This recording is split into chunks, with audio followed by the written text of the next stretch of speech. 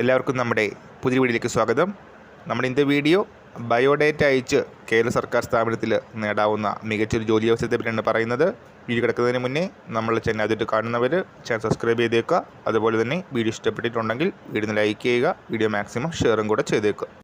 അപ്പോൾ ഈ ഒരു ജോലി അവസരം വരുന്നത് കോൺട്രാക്ട് ബേസിലാണ്. 20 മാസത്തേക്കാണ് ജോലി ലഭിക്കുന്നത്.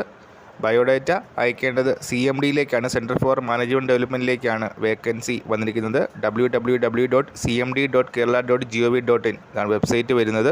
ജൂൺ 4-ാം തീയതി വരെ നമ്മളുടെ ബയോഡേറ്റ HR@cmd.kerala.gov.in ഈ ഒരു മെയിൽ IDയിലേക്ക് അയക്കാൻ സാധിക്കുന്നതാണ്. എറണാകുളത്താണ് ഈ ഒരു വേക്കൻസി വന്നിരിക്കുന്നത്. 25,000 രൂപ മുതൽ 30,000 രൂപയായിരിക്കും പ്രതിമാസം ശമ്പളമായിട്ട് ലഭിക്കുന്നത്.